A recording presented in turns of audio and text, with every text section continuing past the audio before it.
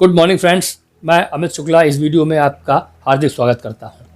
आज जो सब्जेक्ट मैं आपसे डिस्कस करने जा रहा हूं, ये वो सब्जेक्ट है कि अगर आपने इसको समझ लिया, आप किसी भी प्रोफेशन में हो, चाहे आप स्टूडेंट हो, चाहे आप बिजनेसमैन हो, आप सर्विस क्लास पीपल हो, मार्केटिंग पर्सन हो, सेल्समैन हो, कुछ भी हो, लाइफ के किसी भी फील्ड में आप हो, लेकिन अगर इस सिद्धांत को आपने समझ लिया तो आप जीवन में अवश्य ही तरक्की करेंगे। अपने उस फील्ड में आप औरों से आगे रहेंगे ही रहेंगे। तो मैं इस कहानी के माध्यम से मैं आपको बताना चाहता हूँ। अमेरिका में एक वाल्टर टीचर थे, ही वॉज प्रोफेसर। तो वो अपनी क्लास में उन्होंने एक एक्सपेरिमेंट किया, तो वो मैं एक्सपेरिमेंट आपको बताना चाहता हूँ। डॉक्टर वाल्टर की क्लास में 30 स्टूडेंट्स थे, छोटे बच्चे 12-14 साल के, वो बैठे हुए थे। और डॉक्टर वाल्टर ने उन सारे बच्चों के टेबल पर सामने, सीट के सामने एक एक बढ़िया टॉफ़ी उन्होंने लाकर सबको रखी। और टॉफ़ी रखने के बाद 30 बच्चों से कहा कि मैं अभी 10 मिनट में वापस आता हूँ, लेकिन ये टॉफ़ी आप खाइएगा मत, अभी 10 मिनट तक ये टॉफ़ी आपको नहीं खानी है। और 10 मिनट के बाद जब डॉक्टर वाल्टर अपने वापस आए तो उन्होंने देखा कि काफ़ी बच्चे टॉफ़ियाँ खा चुके थे और वो उसके रैपर को देख रहे थे, नोट कर रहे थे कि बड़ी टेस्टी टॉफ़ी है, दोबारा लाएंगे, और उसके स्वाद की, स्मेल की आपस में चर्चा कर रहे थे। तो वाल्टर ने कहा कि मैंने जब देखा बच्चों को खाते हुए तो मैंने उनमें पूछा कि कौन बच्चे ऐसे भी हैं जिन्होंने टॉफ़ी नहीं खाई।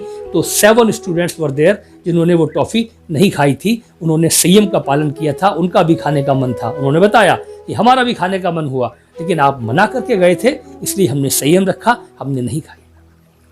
तो कहते हैं कि डॉक्टर वाल्टर ने उन 7 लोगों के, उन 7 स्टूडेंट्स के नाम नोट किए और बाकी 23 जो थे उनके भी नाम नोट किए और अपनी डायरी में कहा कि, और उन्होंने उन लोगों को अप्रिशिएट किया जिन्होंने संयम का पालन किया।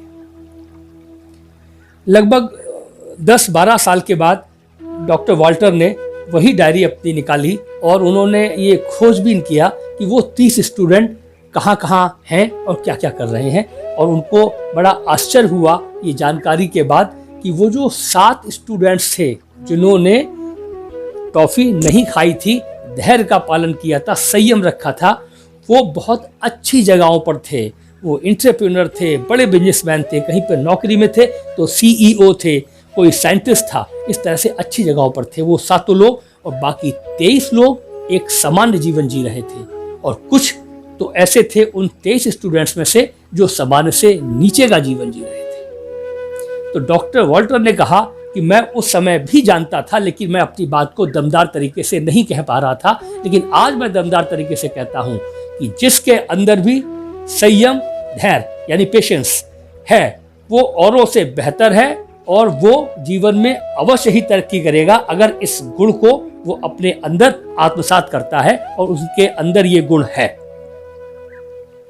डॉक्टर वाल्टर ने कहा कि ये वो एट्रीब्यूट है, वो गुण है जो जीवन में ऊंचाइयों तक पहुंचने में सहायक होता है।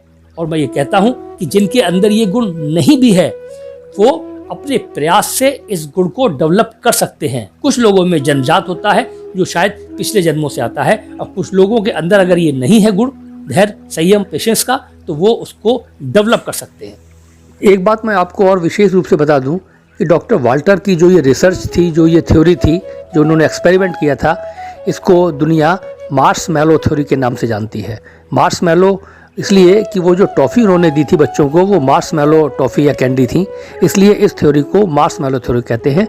और ये विश्व प्रसिद्ध थ्योरी है डॉक्टर वाल्टर की। और मैं भी ये मानता हूँ कि जो पेशेंस है, जो धैर्य है, जो संयम है, वो सफलता या सही परिणाम को प्राप्त करने के लिए आप देखें तो एक जर्मिनेशन पीरियड होता है। जैसे बीज बोना और उसके बाद उस बीज को अंकुरित होकर जमीन से ऊपर आने में कुछ समय लगता है, तो वो जो बीज का जो पीरियड होता है उसको जर्मिनेशन पीरियड कहते हैं। यही धैर्य, यही संयम, यही वेटिंग पीरियड होता है। जापान में एक बैम्बू का एक वैरायटी है, बांस की, वो कहते हैं कि वो उसका जब बीज बोया जाता है नीचे, और उसके बाद जब वो जर्मिनेट होकर पृथ्वी से ऊपर अंकुरित होकर आता है, ऐसे होने में लगभग उसे 2 से 3 महीने लगते हैं।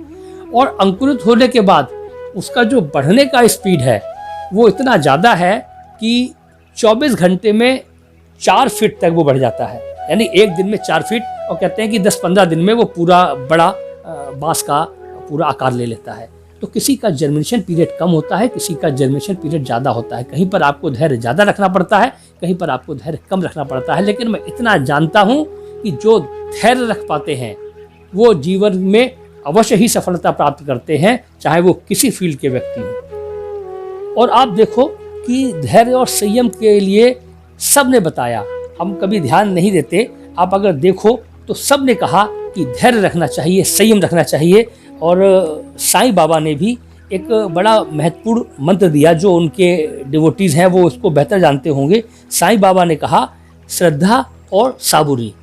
श्रद्धा मीन्स डेडिकेशन, इन्वॉल्वमेंट, और साबुरी मीन्स पेशेंस। यानी जीवन में आप जो भी प्राप्त करना चाहते हो उसके लिए उन्होंने कहा कि 2 ही मंत्र हैं। एक तो आपका इन्वॉल्वमेंट, डेडिकेशन होना चाहिए, और दूसरा आपको अंदर धैर्य रखना चाहिए। अगर धैर्य रखते हैं तो आप अवश्य ही जीवन में सफल होंगे, ऐसा साईं बाबा कहते हैं। और देखो, जो पैसा कमाने के लिए जो लोग लगे होते हैं, किसको पैसा कमाने में कितना धैर्य है, ये मैं 2-3 बातें आपको बताना चाहता हूँ। ध्यान दीजिएगा कि सबसे पहले जिसको पैसा चाहिए, यानी जिसको इमीडिएट पैसा चाहिए, उसको कहते हैं भिखारी। अभी एफर्ट्स किए, अभी पैसा चाहिए। जिसको एक दिन में पैसा चाहिए उसे कहते हैं मजदूर, यानी दिन भर काम किया और बाद में उसको पैसा मिला। जिसको 1 महीने में पैसा चाहिए, यानी सैलरी चाहिए, वो नौकरी वाला आदमी होता है। और जिसको 1-2 साल इंतजार करता है, इन्वेस्ट करने के बाद, काम करने के बाद 1-2 साल का इंतजार करता है, वो दुकानदार होता है। और जो 5 से 10 साल तक इंतजार करता है इन्वेस्ट करने के बाद, काम करने के बाद, उसको एंटरप्रेन्योर या बिजनेसमैन कहते हैं। और उसकी पीढ़ियाँ भी खाती हैं उस कमाए हुए पैसे को। तो जिसको जितना जल्दी पैसा चाहिए वो उतना गरीब है, और जिसको पेशेंस के साथ पैसा चाहिए वो उतना अमीर है। देखिए, इस सारे संसार में धैर्य से ही काम होता है। ये पूरी प्रकृति धैर्य के संग काम करती है। घा कवि ने कहा कि धीरे धीरे धीरिया, धीरे सब कुछ होए, माली सींचे 100 घड़ा, ऋतु आए फल होए। आप केवल एफर्ट्स करते हैं और इंतजार करते हैं, समय आने पर कार्य आपका हो जाता है। पेशेंस रखना चाहिए। कोयला भी जब धैर्य रखता है तो हीरा बनता है। एक और बात मैं आपको बताऊं, जो मैनेजमेंट के एक्सपर्ट कहते हैं कि आपको रिएक्टिव नहीं होना चाहिए, आपको प्रोएक्टिव होना चाहिए। तो समझ लीजिए कि रिएक्टिव और प्रोएक्टिव में क्या अंतर है। केवल एक अंतर है। रिएक्टिव कौन होता है? किसी ने कुछ कहा, कुछ पूछा, आपने तुरंत रिस्पॉन्स किया, यानी कि बीच का वेटिंग पीरियड कुछ नहीं। इमीडिएट रिस्पॉन्स जो करते हैं वो रिएक्टिव कहलाते हैं। और रिएक्शन के बाद, यानी कि कोई बात किसी ने कहा या पूछा, उसके बाद आपने कुछ समय वेट किया, उसको सोचा, उसको समझा, क्या सही क्या गलत, बीच में आपने टाइम दिया, धैर्य रखा, संयम रखा, पेशेंस रखा, उसके बाद आपने जवाब दिया, तो ऐसे आदमी को कहते हैं प्रोएक्टिव। तो मैनेजमेंट के एक्सपर्ट्स कहते हैं कि व्यक्ति को प्रोएक्टिव होना चाहिए, रिएक्टिव नहीं होना चाहिए। रिएक्टिव जो आदमी होता है वो नुकसान में रहता है, और जो प्रोएक्टिव होता है वो सक्सेसफुल आदमी होता है। आप देखो कि रामचरितमानस में तुलसीदास जी ने भी एक चौपाई में कहा कि धीरज धर्म मित्र और नारी, आपातकाल परखिए चारी। यानी कि इमरजेंसी के टाइम, क्राइसिस के टाइम, आपातकाल के समय इन 4 चीज़ों को आपको परखना चाहिए। कि किन 4 चीज़ों को परखना चाहिए? धीरज यानी पेशेंस, धर्म, मित्र और नारी। तो ये 4 चीज़ों में मैं जो बात कहना चाहता हूँ वो महत्वपूर्ण बात ये है कि तुलसीदास जी ने भी इन 4 चीज़ों में धीरज को यानी पेशेंस को सबसे पहले लिया, और इसको धर्म से भी पहले लिया। उन्होंने कहा कि धीरज सर्वोपरि है, धर्म से भी पहले धीरज आता है। जिसके अंदर धीरज है वो क्राइसिस को, मुसीबत को, इमरजेंसी को मैनेज कर लेगा आसानी के साथ। और धीरज या पेशेंस वो गुण है जो आप देखो समाज में, व्यवहार में, प्रोफेशन या आपका व्यापार है उसमें, और आपके व्यक्तिगत जीवन में, सब जगह आपको सफलता अवश्य प्राप्त कराएगा अगर आपके अंदर पेशेंस का गुण है। और अगर ये गुण नहीं है तो इसको डेवलप करें। जब भी कभी कोई बात आती है और आपको रिएक्शन देने का मन हो तो रिएक्शन देने से पहले अपने को होल्ड करें, मिनट 2 मिनट या कुछ क्षण पेशेंस रखें, ईश्वर को याद करें अपने अंदर, और उसके बाद रिएक्शन दें। और ईश्वर से प्रार्थना करें कि मैं हर सिचुएशन में रिएक्टिव ना बनूं, मैं प्रोएक्टिव बनूं, और मेरे अंदर धैर्य या संयम का गुण आए, मैं डेवलप कर सकूं। ऐसी आप ईश्वर से प्रार्थना करिए, तो आपके अंदर ये गुण अवश्य डेवलप होगा। और ये गुण जब आपके अंदर डेवलप होगा तो आप जीवन के हर क्षेत्र में अवश्य ही सहायता आपको ईश्वर देगा और आप सफलता प्राप्त करेंगे। आपने मेरा ये वीडियो ध्यानपूर्वक सुना, उसके लिए मैं आपका हृदय से आभार प्रकट करता हूँ। और अगर आपने मेरा ये चैनल सब्सक्राइब ना किया हो तो कृपया इस चैनल को सब्सक्राइब करें, ताकि मैं आपके साथ हमेशा जुड़ा रहूं। धन्यवाद।